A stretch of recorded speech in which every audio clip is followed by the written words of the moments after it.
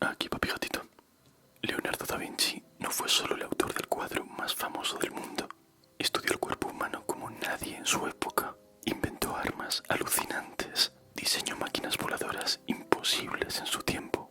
Vivía en el siglo XV, pero pensaba como si viniera del futuro. En este vídeo te voy a contar 30 curiosidades que te van a hacer ver a Leonardo con otros ojos. Muchas son brillantes, otras bastante raras, y más de una te va a dejar con cara de ¿pero de dónde salió este tío? Prepárate para entrar en la mente más curiosa de la historia. Empezamos. Leonardo escribía al revés, literalmente. Lo hacía solamente en sus cuadernos privados, que solo se pueden leer con la ayuda de un espejo. Por eso se llama escritura especular. ¿Por qué lo haría así? Porque era zurdo y así resultaba más fácil para proteger sus ideas de miradas indiscretas, o por alguna razón que no conocemos. Esta pintura de Leonardo, Salvator Mundi, es la obra de arte más cara de la historia. En noviembre de 2017 se vendió en una subasta de Christie's por 450 millones de dólares. Pero lo más curioso es que hay gente que piensa que no la hizo él.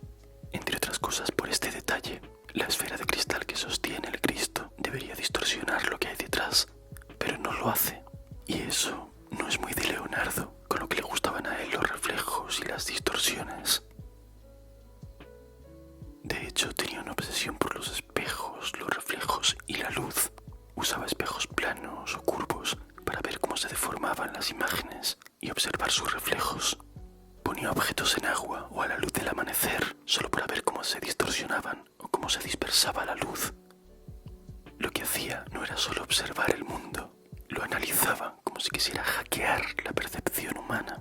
Algo parecido a lo que hacen hoy motores de videojuegos como el Unreal Engine, pero en el Renacimiento, y sin dejarte una pasta en tarjetas gráficas. Pero lo mejor es que luego dibujaba lo que veía. Por eso sus cuadros tienen profundidad real y no parecen en absoluto planas, como les pasaba a otros artistas de la época. La gente suele decir que la Gioconda o Mona Lisa parece que te sigue con la mirada, y de hecho se llama efecto Mona Lisa a la ilusión óptica por la cual ciertos retratos parecen seguir al espectador y observarlo aunque el espectador se mueva. Inquietante, pero si te fijas bien, la Gioconda no te mira fijamente. Su mirada está un poco desviada hacia la derecha del cuadro. Entonces, ¿por qué crees que es tan enigmática y misteriosa la Mona Lisa? Pues seguramente tenga que ver con su sonrisa. Leonardo utilizó la técnica del sfumato o difuminado. Si te fijas, la boca no tiene un contorno claro. Al difuminar los bordes y mezclar los tonos de una forma tan suave, no se sabe claramente dónde acaban los labios. Por eso a veces parece que sonríe y otras veces parece que te está juzgando duramente o que está leyendo tus pensamientos. Quizás se cree superior porque sabe que es el cuadro más famoso del mundo. ¿Sabes que Leonardo da Vinci nunca acabó la mayoría de sus obras? Era un genio, pero también un perfeccionista incorregible. Muchas de sus pinturas más ambiciosas, como La adoración de los magos o San Jerónimo en el desierto, se quedaron inacabadas y se puede ver claramente. Eran tantas las ideas que le surgían en su cabeza a cada rato que se distraía constantemente. Tenía TDAH. Era superdotado y se aburría rápido de las cosas, o simplemente se le iba el santo al cielo. Sin embargo, no era muy brillante en la escuela. Era completamente autodidacta. Nunca fue a ninguna universidad. Tampoco aprendió latín bien, lo cual es un poco raro para la época. Sería como no saber inglés hoy, siendo científico. Todo lo que sabía lo aprendió a su manera, observando mucho y dibujando aún más. Y sin embargo tenía ideas varios siglos adelantadas a su tiempo. Leonardo estaba obsesionado con volar. Dibujaba flujos de aire y turbulencias. Pasaba horas observando aves. Incluso diseccionó murciélagos para entender bien cómo movían sus alas. Fruto de eso nació la que seguramente es su máquina más famosa, el ornitóptero, o máquina para volar como un pájaro. No era capaz de levantar el vuelo, pero el diseño es precioso. Parece algo sacado de Dune o de Final Fantasy. Y sobre todo,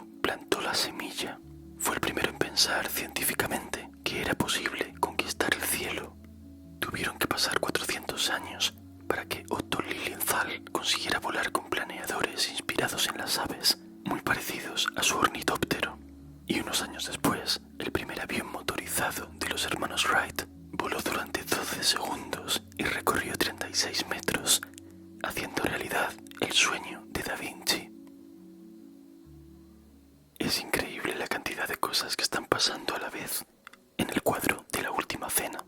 Claro, no están contando chistes entre amiguetes, está narrando el momento en el que Jesús dice que uno de ellos lo va a traicionar. Y obviamente se arma un revuelo que ni en una reunión de vecinos.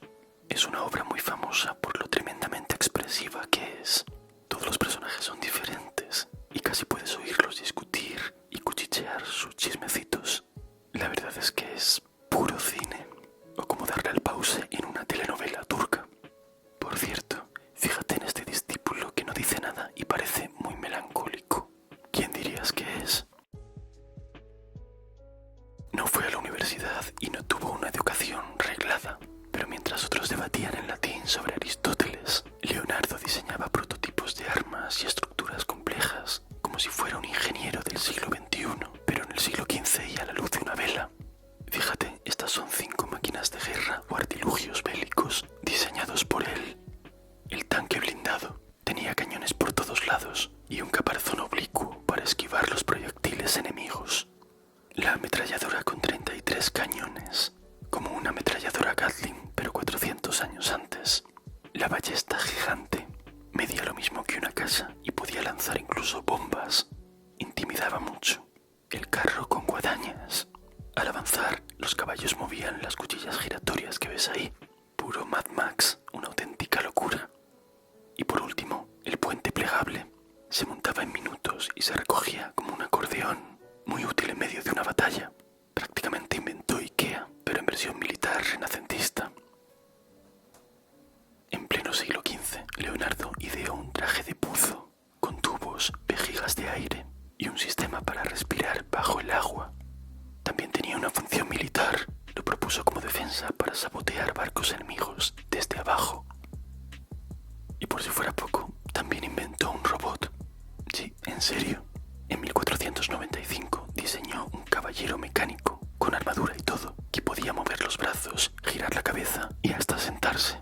Lo activaban con poleas y engranajes. Muchos lo consideran el primer diseño funcional de un robot humanoide de la historia. Leonardo no publicó nada en vida, pero se conservan alrededor de 28 códices o manuscritos reconocidos de su puño y letra, unas 6.000 páginas de las 13.000 que debió de escribir. Sus cuadernos están llenos de ideas que habrían revolucionado la ciencia de su tiempo si alguien las hubiera entendido. Un ejemplo poco conocido. En el siglo XV todo el mundo, incluidos sabios y científicos, creía que los fósiles eran caprichos de la naturaleza, formas que la piedra había creado espontáneamente, como por arte de magia, o incluso pruebas del diluvio universal. Es decir, que los animales marinos habían acabado en montañas, arrastrados por el agua dentro del arca de Noé. Ese era el nivel. Leonardo no se lo tragó. Estudió por sí mismo los fósiles de varias montañas italianas y llegó a la conclusión de que eran restos de animales reales.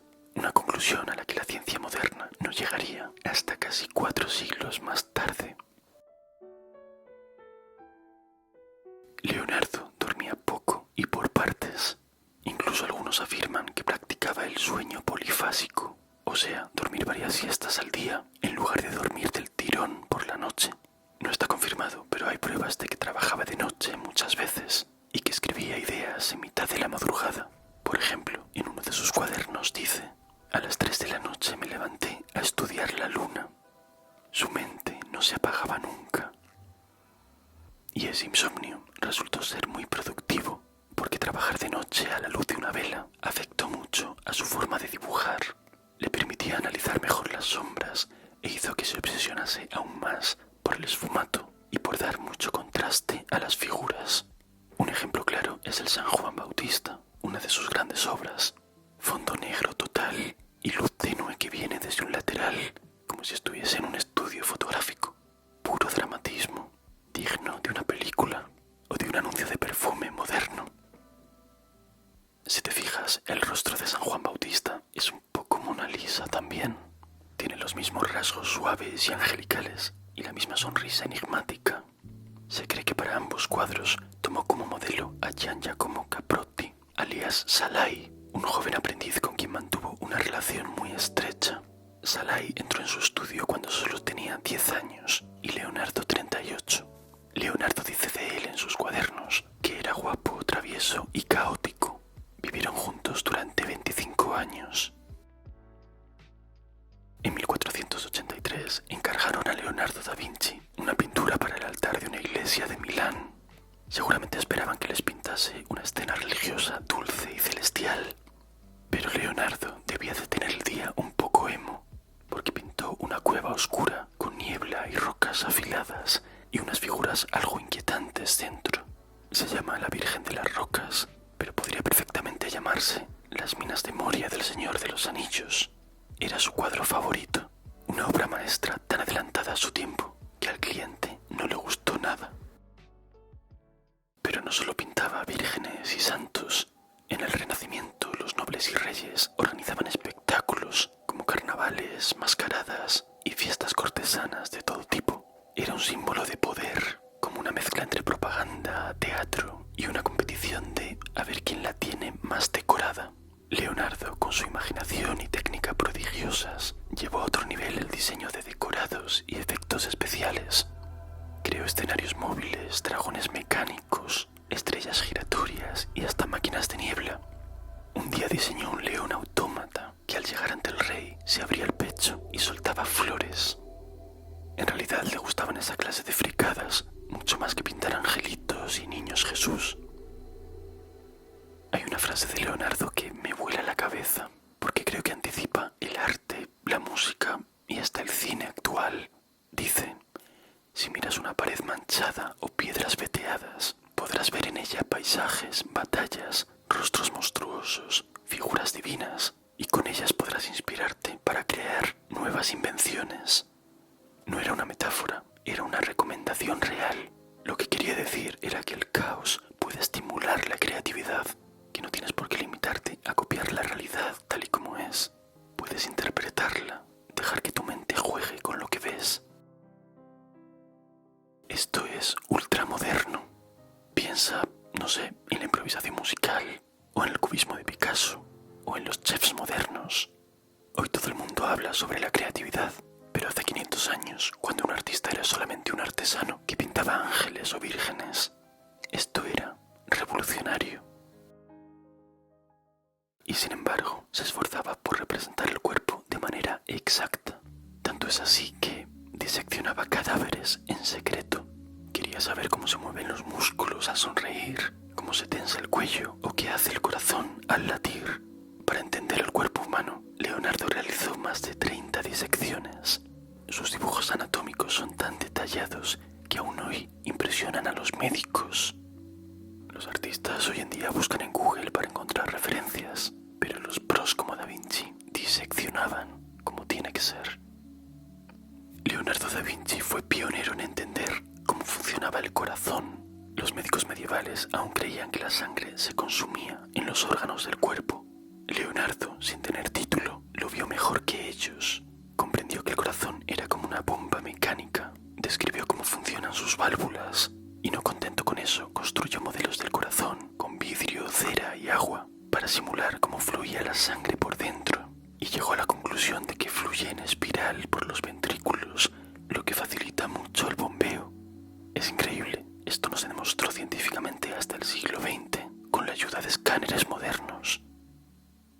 Dibujó bebés dentro del útero con más precisión que nadie en siglos. Sus ilustraciones de fetos en úteros son tan detalladas que parecen hechas con ecografías. La placenta, el cordón umbilical, la posición exacta de los huesos. Nadie igualó ese nivel de detalle anatómico hasta casi 300 años después. ¿Cómo consiguió que fueran tan realistas? Pues seguro que ya te lo imaginas. Diseccionó cadáveres de mujeres embarazadas para ver cómo eran por dentro, algo que estaba prohibidísimo en su época, y que en la oscuridad y a la luz de las velas seguramente le hacía parecer un psicópata. ¿Sabes que Leonardo se vestía raro? En una época en la que todos iban de negro, él vestía con túnicas rosas, azules o moradas, muchas veces hechas de terciopelo o de otros tejidos lujosos. A veces llevaba capas con bordados brillantes o detalles de oro, y cuidaba muchísimo su pelo. Lo llevaba largo, suelto o recogido con cintas, y también llevaba la barba bien peinada. Leonardo odiaba parecer uno más. Vestía así como declaración de identidad personal y artística. Era un artista renacentista, pero seguro que hoy hubiera sido influencer. Las listas de tareas de Leonardo eran una locura. Tú y yo tenemos cosas como comprar pan o apuntarme al gym otra vez. Pero Leo en sus cuadernos escribía tareas como diseñar un puente portátil, describir por qué el cielo es azul, diseccionar una mujer embarazada o analizar cómo se curva el reflejo de la luna sobre el agua. Y eso un martes. Leonardo da Vinci estaba obsesionado con el agua y en concreto con los remolinos.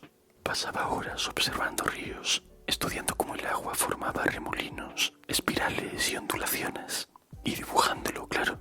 Decía literalmente que el agua se comporta como el cabello cuando cae o se enrosca. Por eso en muchos de sus cuadros, como el de Santa Ana, los pliegues de los vestidos o los cabellos parecen hechos de agua en movimiento. ¿Sabías que Leonardo diseñó una ciudad perfecta y antipandemias en el siglo XV? Milán sufrió un brote de peste en 1484. Fue una de las peores epidemias del siglo en el norte de Italia. Hubo miles de muertos. Mientras otros rezaban para que la peste se fuera, Leonardo sacó papel y pluma y diseñó una ciudad nueva.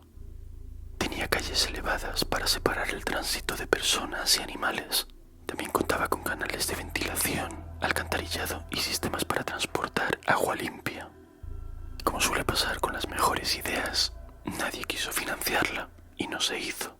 Pero muchos de los conceptos de la ciudad ideal de Leonardo se pueden ver en las ciudades de hoy en día. Su obra más grande fue destruida. Leonardo diseñó un caballo de bronce de 7 metros de altura para su mecenas Ludovico Sforza, el duque de Milán. El problema es que invadieron Milán y tuvieron que fundir todo el cobre de la escultura para hacer cañones. El molde también fue destruido. Pero en 1999 Estados Unidos financió la escultura y hoy puede verse en Milán, con 500 años de retraso, pero al final se hizo. ¿Sabes que hay 2 monas lisas? Existe una Gioconda de Isleworth que algunos atribuyen a Leonardo. Tiene la misma pose y es muy parecida, aunque es evidente que la modelo es más joven. El fondo también es diferente. Podría ser un boceto previo o una versión para otro cliente, porque en el Renacimiento muchas veces se reciclaban las ideas. También podría ser una copia o una falsificación, pero si es una copia, está muy bien hecha. Hemos visto este dibujo en pósters, camisetas y hasta vestidos para bebés. ¿Pero qué es? Se llama El hombre de Vitruvio y representa la idea de que el cuerpo humano tiene proporciones perfectas que encajan exactamente en un círculo y un cuadrado. Esto es algo que ya decía el arquitecto romano Vitruvio, por eso se llama así. Pero Leonardo fue más allá, como siempre. No podía relajarse un poco. Midió cuerpos de carne y hueso, anotó proporciones matemáticas en su famosa escritura especular, como que la distancia entre los brazos abiertos es igual a la altura total, y dibujó 2 posturas superpuestas, como si fuera un GIF del Renacimiento. Algunos dicen que es un autorretrato suyo. Es un dibujo icónico porque resume muy bien su obsesión por unir el arte, la ciencia y la naturaleza, y queda genial como el logo de una empresa de coaching. Porque nada resulta tan motivador como un señor desnudo con 4 brazos.